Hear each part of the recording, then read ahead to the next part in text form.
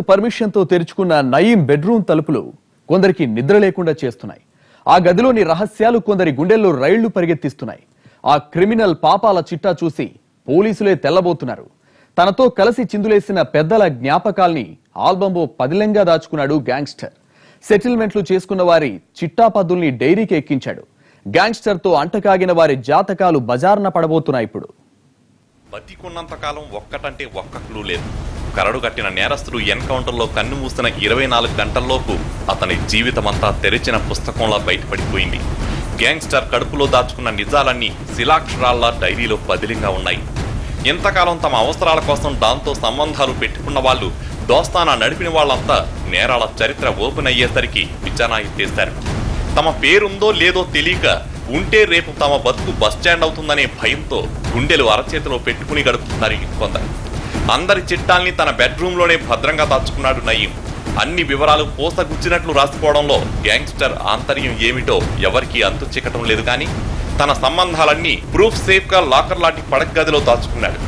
నర మానవుడు అడుగు పెట్టలేని పుప్పాలగూడ అలకాపురి కాలనీలోని నయీం బెడ్రూమ్ సీక్రెట్స్ చూసి ఎన్నో క్రిటికల్ కేసులను డీల్ చేసిన అధికారులు కూడా నోరెళ్ల పెడుతున్నారు.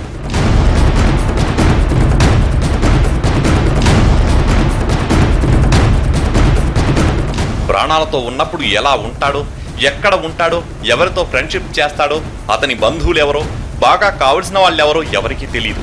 కానీ తన ప్రాణాలు పోయాకైనా తన సర్కిల్ ఏంటో, వారి బ్యాక్గ్రౌండ్ ఏంటో బయటి ప్రపంచానికి తెలియాలనుకున్నాడో, మరేమనుకున్నాడో కానీ గ్యాంగ్స్టర్ రాతతో బెడ్రూమ్ సీక్రెట్స్ అన్నీ ఓపెన్ అయిపోయాయి. ఐపీఎస్ అధికారుల నుంచి ఎస్ఐ స్థాయి వరకు నయీంతో ఉన్న సంబంధాలు బయటపడుతున్నాయి.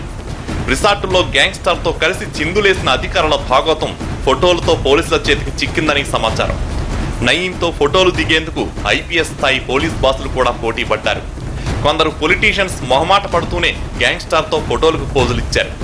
నన్ను అడ్డు పెట్టుకుని కోట్లు సంపాదిస్తారు గాని ఫోటో దిగాలంటే అంత భయమా అని గద్దించాడో, లేకుంటే భాయి సాబ్ తో దోస్తీ జీవితాన్నే మార్చేస్తుందనే కృతజ్ఞతతో ఫోటోలు దిగారో తెలియదు గాని నయీంతో రిలేషన్ ఉన్న అందరి జాతకాలు సాక్ష్యాధారాలతో దొరికాయి.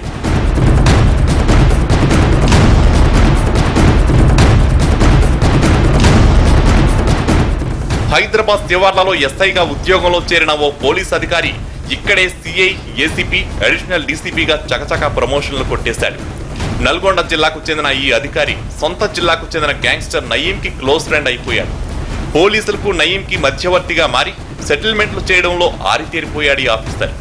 పోలీసులతో నయీంకున్న సత్సంబంధాల నేపథ్యంలో అతనితో బాగా దగ్గరైపోవడమే కాదు, కొందరు ఐపీఎస్ అధికారులని నయీంకి లింక్ చేయడంలోనూ కీలక పాత్ర పోషించాడు. ఉమ్మడి రాష్ట్రంగా ఉన్నప్పుడు ఆంధ్రప్రదేశ్ ఐపీఎస్లు, రాష్ట్రం విడిపోయాక 2 తెలుగు రాష్ట్రాలతో పాటు ఛత్తీస్గఢ్, ఒడిశాకు చెందిన ఐపీఎస్ అధికారులకు నయీం సొంత మనిషిలా మారిపోయాడు. వీళ్ళందరికీ మధ్యవర్తి ఈ పోలీస్ అధికారినని తేలిపోయింది.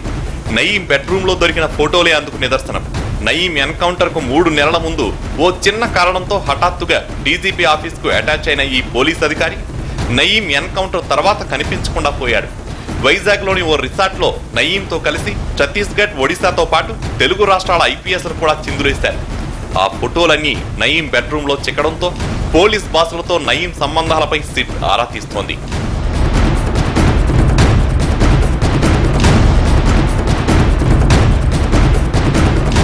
ఇక డజను మందికి పైగా పొలిటీషియన్స్ కూడా పోటీలు పడి నయీంతో ఫోటోలకు పోజులిచ్చారు. రాజకీయ భవిష్యత్ కోసం కొందరు, అడ్డదారులో ఆర్థికంగా ఎదిగేందుకు ఇంకొందరు నేతలు నయీంతో చేతులు కలిపారు. గ్యాంగ్స్టర్ సరదాల్లో వాళ్ళు పాలు పంచుకున్నారు. నయీంతో పలకరింపే తమ అదృష్టమన్నట్టు ఎగబడ్డ నాయకులు అతని బెడ్రూమ్ లో దొరికిన ఫోటోలతో ఇప్పుడు తలలు పట్టుకుంటుంటే కొంతమంది సెల్ ఫోన్లు స్విచ్ ఆఫ్ చేసి అనుచరులతో కనిపించకుండా వెళ్లిపోయారు.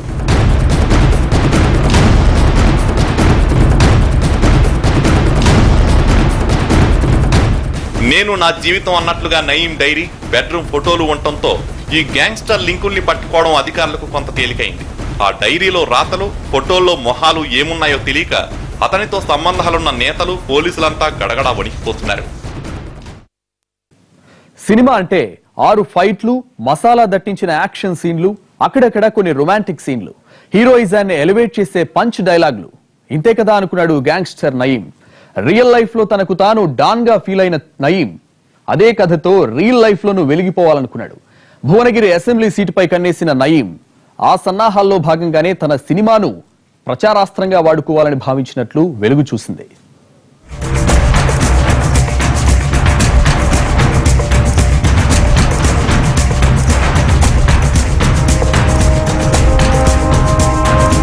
కరడుగట్టిన నేరగాడైన నయీంకు మాజీ మావోయిస్టుగా గ్యాంగస్టర్ గానే పేరుంది. ఇతడి ఆగడాలు చేసిన దారుణాలకు అంతే లేకపోవడంతో స్థానికంగానూ చెడ్డ పేరు ఉంది. ఈ ఇమేజ్ తో రాజకీయాల్లో అడుగుపెట్టడం రాణించడం కష్టమంటూ నయీంకు సన్నిహితులు ఓ సలహా ఇచ్చారు. దీంతో నెగిటివ్ ఇమేజ్ పోగొట్టుకునే ప్రయత్నాల్లో భాగంగానే భువనగిరి నియోజకవర్గంలోని 30 వార్డుల్లో 30 వాటర్ ప్లాంట్స్ నిర్మాణానికి నయీం ప్లాన్ వర్కౌట్ చేశాడు. కానీ ఆ ప్రయత్నం ఫలించలేదు. దీంతో నయీం దృష్టి సినిమాలపై పడింది.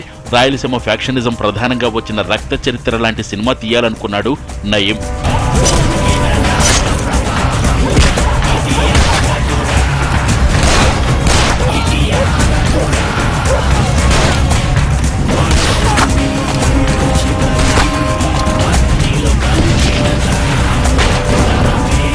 తన స్వీయ చరిత్రను తెరకెక్కించాలని భావించిన నయీం అందులో భాగంగా జూబ్లీ హిల్స్ లోని ఓ క్లబ్కు తరచుగా వెళ్లేవాడు.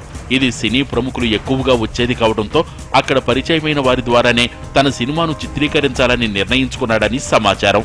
సక్సెస్ కోణాన్ని చూపించుకోవాలని ఈ చిత్రంలో తనలోని నెగిటివ్ అంశాలను కాకుండా పాజిటివ్ అంశాలనే చూపించి వాటిని ప్రజల్లోకి తీసుకువెళ్లాలని నయీం భావించాడు.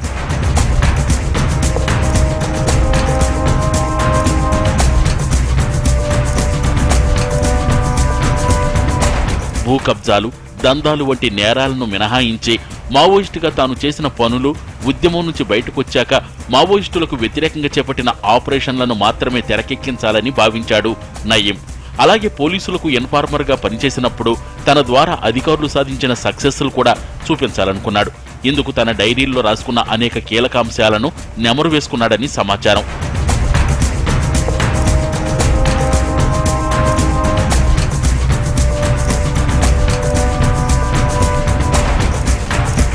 తెలుగు సినీ రంగానికి చెందిన 2 ద్వితీయ శ్రేణి దర్శకులతో నయీం సంప్రదింపులు జరిపినట్టు సమాచారం. చిత్ర నిర్మాణానికి అవసరమైన నిధులు తానే ఇస్తానని, సినిమా తీయాలని వారిని కోరినట్లు తెలిసిందే. 2019లో రాజకీయాల్లోకి అడుగుపెట్టాలని భావిస్తున్న నేపథ్యంలో 2018 ద్వితీయార్థం లేదా 2019 ప్రథమార్థంలో ఈ చిత్రం విడుదలయ్యేలా నయీం ప్రణాళికలు రచించినట్లు తెలుస్తోంది. చిత్ర నిర్మాణంపై ప్రాథమిక చర్చలు గోవాలో నయీంకు ఉన్న కోకోనట్ గెస్ట్ హౌస్ లో జరిగినట్లు తెలిసిందే. ఈ సందర్భంలో నయీంతో పాటు ఓ మహిళ కూడా కీలకంగా వ్యవహరించినట్టు సమాచారం.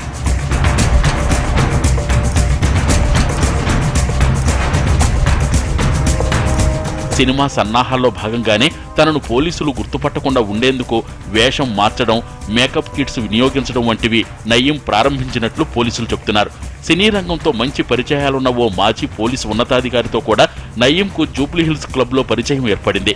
ఆ అధికారికి నయీంతో ఉన్న సంబంధాలు ఏంటన్న అంశంపై పోలీసు వర్గాలు దృష్టి పెట్టి కూపీలవుతున్నాయి. టెక్ మధు అప్పుడెప్పుడూ కనుమరుగైపోయిన ఈ పేరు మళ్లీ ఇప్పుడు నయీం కేసులు వినిపిస్తోంది. టెక్ మధు అలియాస్ అశోక్ ను అరెస్ట్ చేసిన పోలీసులు ఆలేరు కోర్టులో హాజరుపరిచారు. నక్సల్స్ కు ఆయుధాలు సరఫరా చేసిన ఈ మాజీ నక్సలైటే నయీంకు కూడా ఆయుధాలు అందించాడని సమాచారం. నయీం కేసులో తీగలాగుతున్న పోలీసులు రోజుకు కొత్త విషయాన్ని బయటకు లాగుతున్నారు. ఒక్కో వ్యక్తి నుంచి ఒక్కో సమాచారం సేకరించి అరెస్టులు చేస్తున్నారు. నయీం కేసులో 16 నిందితుడిగా ఉన్న టెక్ మధు అలియాస్ అశోక్ ను పోలీసులు అరెస్ట్ చేసి ఆలేరు కోర్టులో హాజరుపరిచారు. టెక్ మధు కూడా మాజీ నక్సలైటే. నయీం తన దందా కోసం అత్యాధునిక ఆయుధాలు వాడినట్లు సిట్ దర్యాప్తులో తేలింది. నయీం స్థావరాల నుంచి స్టెన్ గన్లు, AK-47, తపంచాలు, జెల్టన్ స్టిక్స్ మధువేనని తెలుస్తోంది. నయీం దగ్గర దొరికిన ఆయుధాలన్నీ మధు అమ్మినవేనని సమాచారం. గతంలో నక్సల్స్ కు ఆయుధాలు సరఫరా చేసిన టెక్ మధు 2006లో పోలీసులకు చిక్కాడు. ఆ తర్వాత జనజీవన స్రవంతిలో కలిసిపోయాడు. హైదరాబాద్ లోని ఎల్బీ నగర్ లో ఓ సెల్ ఫోన్ షాప్ పెట్టాడు. నయీం వాడిన సిమ్ కార్డులన్నీ మధు ఇచ్చినవేనని పోలీసులు అనుమానిస్తున్నారు. కొన్నాళ్ల క్రితం ఓ అమ్మాయిని కూడా నయీంకు అమ్మినట్లు మధు చెప్పినట్లు తెలుస్తోంది.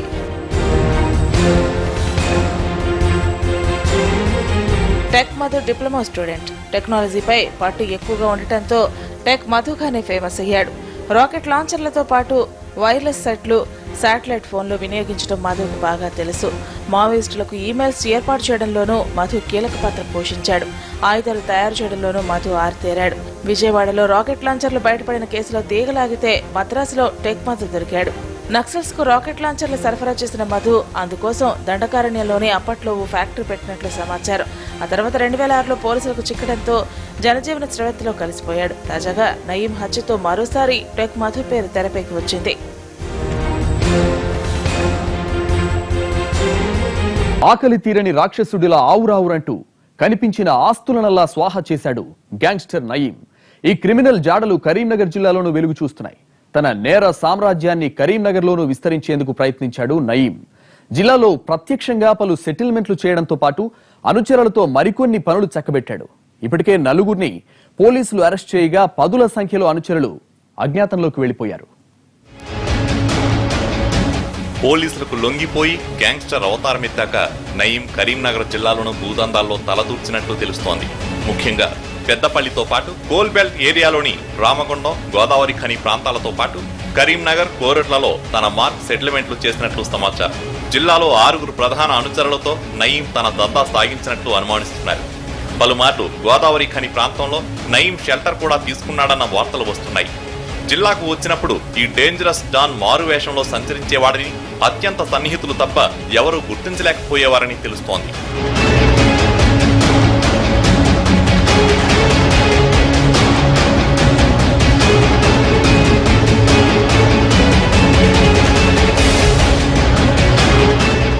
కరీంనగర్ సమీపంలోని పద్మానగర్తో పాటు గోదావరి ఖని ప్రాంతంలో సెటిల్మెంట్లతో తన నేర సామ్రాజ్యాన్ని విస్తరించాలనుకున్నాడు నయీం. అనుచరుల పేర్ల మీద నయీం జిల్లాలో పలు ప్రాంతాల్లో భూములు సైతం కొన్నట్లు తెలుస్తోంది. జిల్లాలో మాజీ నక్సల్స్తో పాటు పలువురిని తన అనుచరులుగా చేర్చుకుని గ్యాంగ్ మెయింటైన్ చేశాడు. జిల్లాకు చెందిన మాజీ నక్సల్స్ ప్రస్తుతం అజ్ఞాతంలో ఉన్నట్టు ప్రచారంలో ఉన్న ఖమ్మంపల్లికి చెందిన జడల నాగరాజు, గుంటూరు జిల్లాలో హత్యకు గురైన బయ్యపు సమ్మిరెడ్డి జిల్లాలో నయీం అనుచరులుగా కొనసాగారు.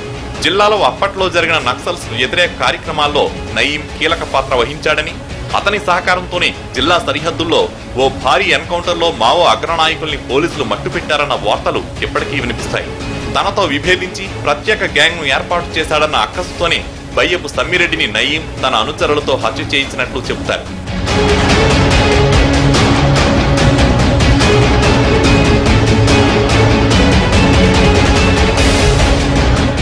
నయీం ఎన్కౌంటర్ గురించి తెలిసిన వెంటనే జిల్లాలోని అతని అనుచరులు అజ్ఞాతంలోకి వెళ్లిపోయినట్లు సమాచారం. ఇటీవలే నయీం ప్రధాన అనుచరుల్లో ఒకడైన పాసం శ్రీనివాస్ గోదావరి ఖనిలో షెల్టర్ తీసుకున్నట్లు వార్తలు వచ్చాయి. అతనికి రామగుండం ప్రాంతానికి చెందిన ఓ పార్టీ నాయకుడు షెల్టర్ ఇచ్చినట్లు వార్తలు వచ్చిన నేపథ్యంలో పాసం శ్రీనివాస్ చికిత్స పొందాడని భావిస్తున్న రామగుండంలోని ఓ ఆసుపత్రి సీసీ ఫుటేజ్ ను కూడా అప్పట్లో స్వాధీనం చేసుకున్నారు. ఆ తర్వాత పాసం శ్రీనివాస్ నల్గొండ పోలీసులు ఎదుట లొంగిపోయినట్లు వార్తలు వచ్చాయి. మొత్తం మీద నక్సల్స్ ఉద్యమానికి పెట్టని కోటైన కరీంనగర్ లో నయీం తన అనుచరుల సహాయంతో సెటిల్మెంట్లు చేసి కోట్ల రూపాయలు దండుకున్నాడు. తనకు తెలియకుండా తన పేరు చెప్పి బెదిరించి సెటిల్మెంట్లు చేసిన కొంతమంది అనుచరుల అదృశ్యం, హత్యల వెనుక నయీం హస్తం ఉందంటారు.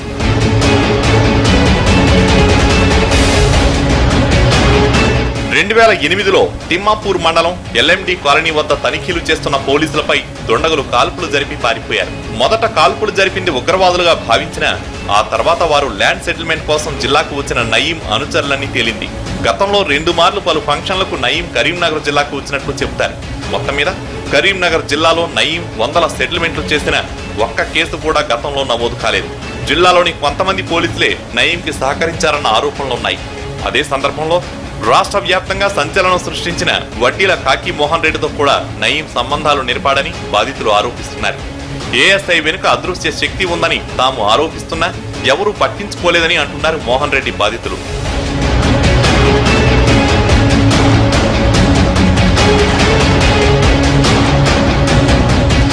ఇక నయీం ఎన్కౌంటర్ తర్వాత లభించిన కీలక డాక్యుమెంట్లలో కరీంనగర్ జిల్లాకు చెందిన భూముల ప్రస్తావన ఉంది. జిల్లాలోని కరీంనగర్ మండలం నగునూరుకు చెందిన సర్వే నెంబర్ 383, 412లోని వివాదాస్పద భూమిని నయీం తన అనుచరుడు నగునూరు గోపి ద్వారా కొనుగోలు చేయించి దాన్ని 54 ప్లాట్లుగా అమ్మేశాడు. అయితే ఈ భూమి హక్కుదారులకు ఇప్పటికీ డబ్బులు ఇవ్వనట్లు సమాచారం. ప్రస్తుతం పోలీసులు జిల్లా నుండి అదుపులోకి తీసుకున్నట్లు భావిస్తున్న 4గురిలో గోపితో పాటు స్వర్ణపల్లి రమేష్ అనే వ్యక్తి కూడా ఉన్నట్లు సమాచారం. వీరు కరీంనగర్లోని కొంతమంది కీలకమైన వ్యక్తులతో నయీంకి సమావేశాలు ఏర్పాటు చేసినట్లు అనుమానాలున్నాయి. ఉన్నతాధికారుల ఆదేశాలతో ప్రస్తుతం వీరి కోసం వేట కొనసాగుతోంది.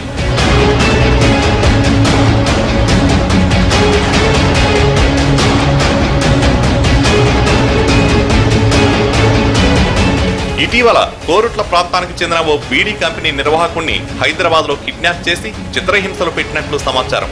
అతన్ని 60 లక్షలు డిమాండ్ చేయగా మొదటి విడతగా 30 లక్షల దాకా చెల్లించినట్లు తెలుస్తోంది. కరీంనగర్ జిల్లాలో నయీం పేరు చెప్పుకుని సుమారు 10 మంది దాకా రియల్ ఎస్టేట్ వ్యాపారంలో అనతి కాలంలోనే కోట్లకు పడగలెత్తినట్లు ప్రచారం సాగుతోంది. నయీంతో సంబంధాలున్న వారి ఫోన్ నెంబర్లు ప్రస్తుతం స్విచ్ ఆఫ్ రావడంతో వారంతా అండర్ గ్రౌండ్ కు వెళ్లిపోయినట్టు అనుమానిస్తున్నారు. మొత్తం మీద నల్గొండ, హైదరాబాద్కు తక్కువ కాకుండా నయీం కరీంనగర్ జిల్లాలోనూ అరాచకాలను కొనసాగించాడంటున్నారు. నయీం గ్యాంగ్స్టర్ గా మారడంలో అంచెలంచెల వ్యవస్థలున్నాయి. మొదటిది కుటుంబ సభ్యులైతే రెండోది ప్రధాన అనుచరగణం. అవసరమైతే ఆయుధాలుగా మారి నయీం లక్ష్యాలను ఛేదించేది వీళ్లే. ఎంతటి కష్టసాధ్యమైన సెటిల్మెంట్ అయినా చేసి పెట్టేది ఈ అనుచరులే. ఇంతకీ వీళ్ళెవరు, ఎలాంటి వాళ్ళు, ఎంతమంది ఉన్నారు ఇప్పుడు చూద్దాం.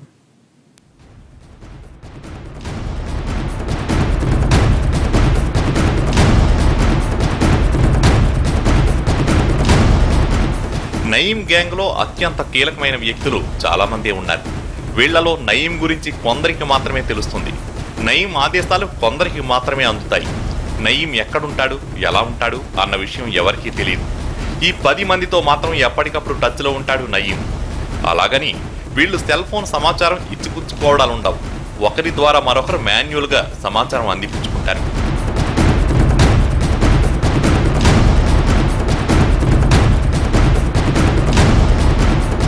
నయీం గ్యాంగ్ లో సలీమా, ఫహీం, శేషన్న, బాలన్న, పాసం శ్రీను ఈ 5గురు అత్యంత కీలకం. వీళ్లు చెబితే నయీం చెప్పినట్టే. ఇందులో శేషన్నకు నయీం ఎంతో విలువ ఇచ్చేవాడు. మహబూబ్ నగర్ జిల్లాకు చెందిన శేషన్న ఎన్నో ఏళ్లుగా నయీం దగ్గర పనిచేస్తున్నాడు. నయీంకి చెందిన సమస్త సమాచారం తెలిసింది ఈ ఒక్కడికే. నయీం ఎక్కడెక్కడ మకాం వేస్తాడో ప్రతిదీ క్షుణ్ణంగా తెలిసిన వ్యక్తి ఒక్క శేషన్నే. ఒక్క మాటలో చెప్పాలంటే నయీంకి శేషన్న రైట్ హ్యాండ్. గ్యాంగ్ లో సలీమా తర్వాత శేషన్నే టాప్.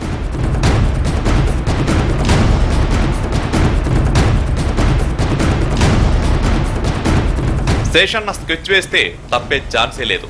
నయీమైనా కనిపిస్తాడేమో గాని శేషన్న అంత తేలిగ్గా దొరకడు. ఎంతో ముఖ్యమనుకుంటే తప్ప శేషన్నను చూసే అవకాశం ఉండదు. శేషన్న పేరు చెబితే ఆ పని ఎంతో సులభంగా అయిపోతుంది. ఇప్పటి వరకు కొన్ని వందల సెటిల్మెంట్లు చేశాడు శేషన్న. నయీం నేర సామ్రాజ్యం ఎక్కడి వరకు విస్తరించిందో ఆ లోతుపాతులేమిటో తెలియాలంటే శేషన్నను పట్టుకోక తప్పదు. నయీం ఎన్కౌంటర్తో శేషన్న పరారైపోయాడు. ఇప్పటి వరకు ఇతని జాడ పట్టలేకపోతున్నారు పోలీసులు.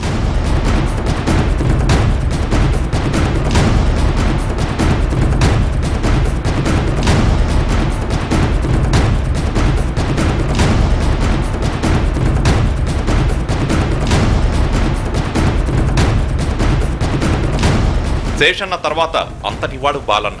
ఇతడు నయీంకి బాడీగార్డ్. ప్రాణాలు అడ్డు వేసైనా సరే కాపాడటంలో ముందుంటాడు. ఇతడు లేకుండా నయీం బయట అడుగు పెట్టే ప్రసక్తే లేదు. షార్ప్ షూటర్ అయిన బాలన్న నయీంకి బాల్యమిత్రుడని చెప్తుంటారు. ఇతడిది కూడా భువనగిరే. శేషన్న గ్యాంగ్ బయట ఎంత కీలకమో గ్యాంగ్ లో బాలన్న అంత కీలకం. గ్యాంగ్ రిక్రూట్మెంట్ బాధ్యతలు చూసేది బాలన్నే. ఒక రకంగా చెప్పాలంటే నయీం సైన్యంలో కీ రోల్ బాలన్నే.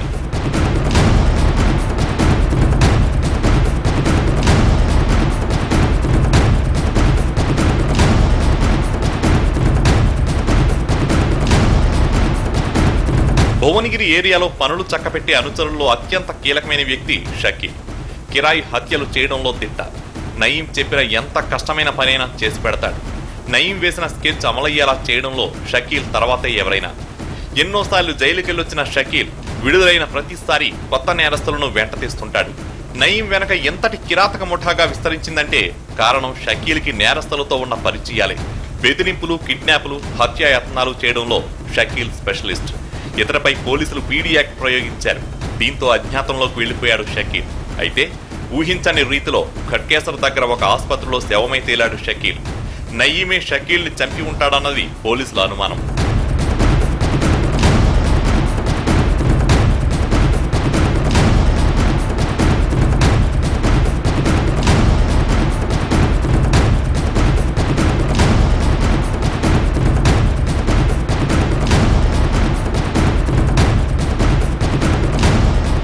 పాసం శ్రీను.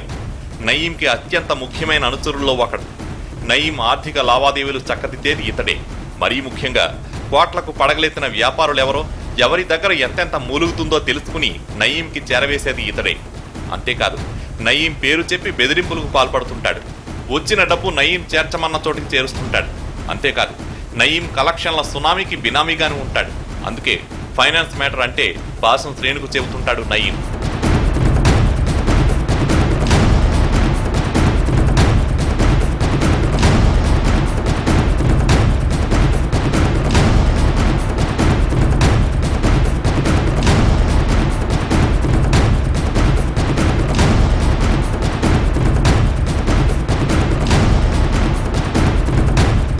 పాశం దగ్గర 1-2 కాదు, సుమారు 200 కోట్ల రూపాయల ఆస్తిపాస్తులు ఉండవచ్చని అంచనా. గతంలో ఒక పార్టీ నుంచి కౌన్సిలర్ గాను పోటీ చేశాడు. పాశం పైన పీడీ యాక్ట్ నమోదు చేశారు పోలీసులు. దీంతో అతడు పోలీసుల ముందు లొంగిపోయాడు. ప్రస్తుతం వరంగల్ జైల్లో ఉన్నాడు.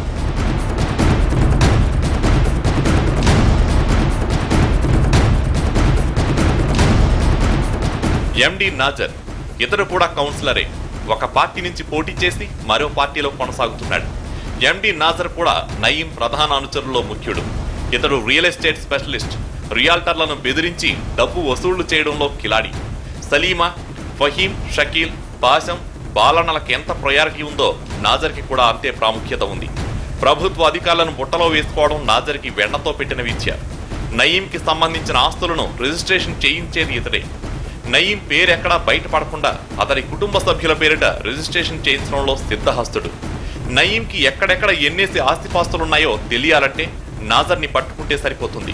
అక్రమాయుధాలను కలిగి ఉన్నాడన్న ఆరోపణలపై పోలీసులు ఇతన్ని కూడా అరెస్ట్ చేశారు.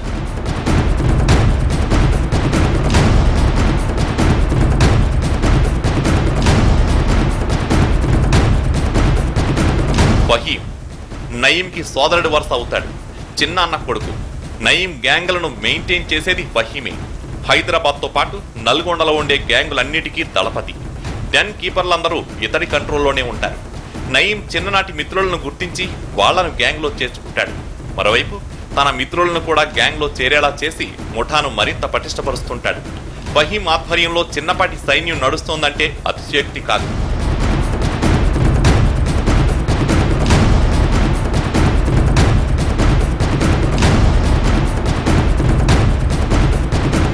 ఒక పక్క నయీం గ్యాంగులను నడిపిస్తూనే బయట ఎన్నో బిజినెస్లు చేస్తుంటాడు ఫహీం. అక్రమంగా వచ్చే ఆస్తులను సక్రమం చేసి లీగల్ విక్రయాలను సాగించడంలో ఫహీంకి ప్రత్యేక నైపుణ్యం ఉంది. సలీమా తర్వాత నయీం నమ్మే వ్యక్తుల్లో ఫహీం అత్యంత ముఖ్యుడు. నయీం మనుషులు, కుటుంబ సభ్యుల అవసరాలను తీర్చేది ఫహీమే. కొన్నాళ్ల క్రితం ఫహీంను ముంబై పోలీసులు అరెస్ట్ చేసి వదిలారు.